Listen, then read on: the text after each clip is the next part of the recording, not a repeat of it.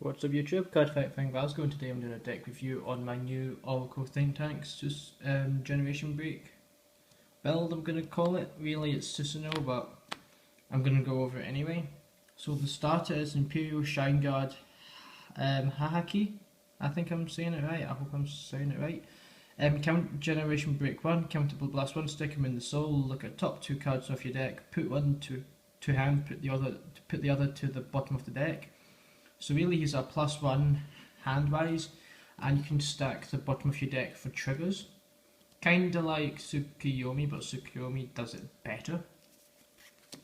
For triggers, I run 4 Laws and Magus, mainly because she's a heal you can shuffle back into the deck, so if you don't know her skill, it's when she boosts, she gets an extra 3k, and it gets shuffled back into the deck. It's really a heal trigger that goes back into deck, so you don't have to worry about its being stuck in hand and run out of heals in the deck. It has actually saved me a few times shuffling it in, because I've been playing this since I got it. Trigger wise, there's 12 crits, so for this, I know she's only from Aegis, but she's a crit trigger nonetheless. But when I get the time and the money, I will buy the other crit trig from the grade 3 lineup. There's also 4 Assault Dive Eagle, another crit, and 4 Psychic Buds. So it's a 12 crit deck. There is reason behind this that I will go over. So far I have been enjoying the deck, it's quite fun. So for grade 1s there are 4 Imperial Shine Guard Sumiyoshi, I think his name is. He has the Oracle effect, which you need 5 more cards in hand.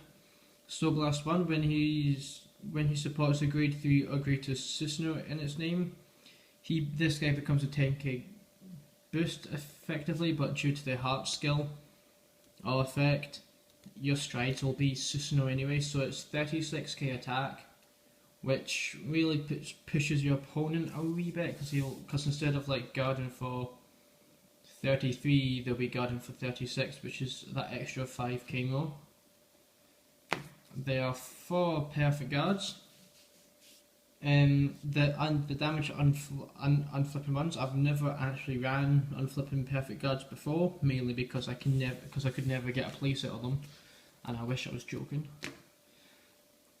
4 of the stride assist dudes, as I call them, one signed, which is really nice. I want to get a playset of these guys signed, but when you call him, you reveal a grade 3, search your deck for a susanoo, add it to hand, then discard a card.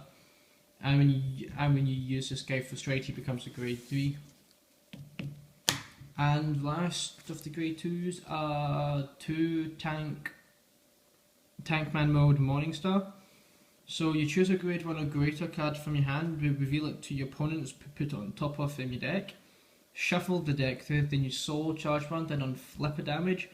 This deck can be counterblast heavy, which I will show you as the video goes on. For grade 2s, there is Tankman mode Beam Cannon. He's kind of the same as Morningstar, except he gets plus 5k, which is actually not that bad. It's pressure, but I don't really call him much. There are 4 Divine Kuri Katsuchi, I think. When he's boosted, counterblast 1, draw a card. He's actually quite good. I quite like him. He has saved me a few times, just because stride. Because I sometimes discard a grade 2 and a grade 1 if I don't have a grade 3 or the stride enabler dudes, as I call them. And I also run 4 Silent Tom. Silent Tom's one of the main MVPs of the deck, mainly because your opponent can't guard your grade 0. So it puts more pressure on them to like maybe throw away a perfect guard because you don't want to be out or something.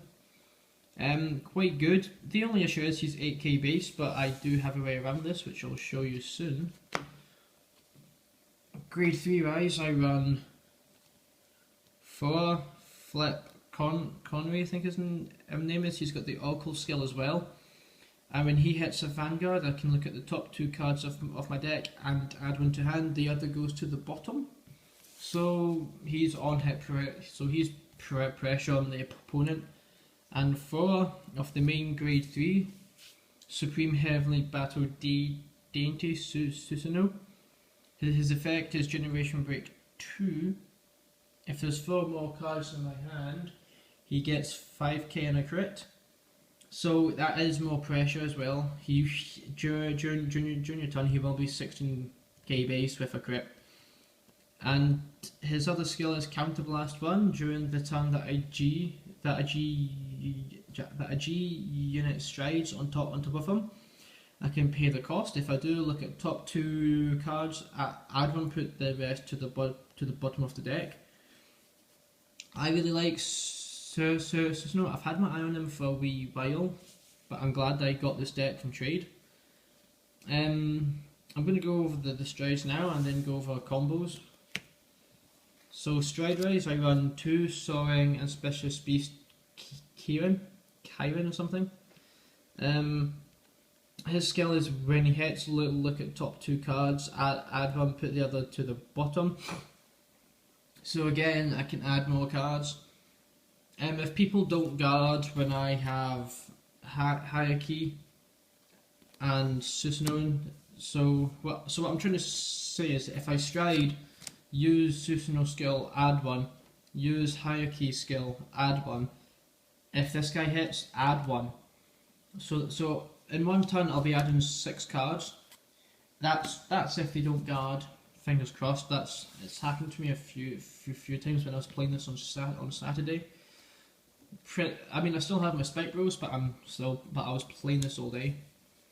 And I also run 2 so Dainty of the Thunderbreak Tagamizuchi, I think his name is. His skill is Counterblast 2 and unflip a copy of him. Look at the top 4 cards off the deck and add 2 to my hand, and the rest go to the bottom of the deck. So the way I go at the moment is I go Kieran first, then Tagamizuchi. Now there's a reason behind this. It's really to bulk up my hand for my last few strides. And the fact that and I quite like this guy's art as well, he's quite nice. And my last strides are 4 Dragon to destroy a battle Dainty Kuma Susanoo. And so his effect is once per turn, unflip a copy of him, and until the end of the turn he gets, when he hits the vanguard, look at the top 2 cards of the deck and add one to hand, and the rest go to the bottom. And he's got a Generation Break 3 skill that all my units on the field get +2k. Now, I will admit, I did say this guy's not that good, mainly because his skill is on hit. But really, when you use Silent Toms in that, Tom becomes 10k base. Your boosters, so either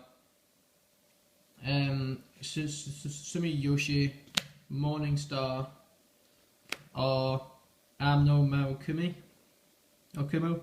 and these guys become 9k guards. No, 9k boosters. So Tom becomes 19k. And if I have something like Flip Conway out, or one of my grade 2s, like Kurimizuchi, Kurimizuchi becomes 11k, Conway becomes 13k. It's just all that pressure comes on, and the fact that if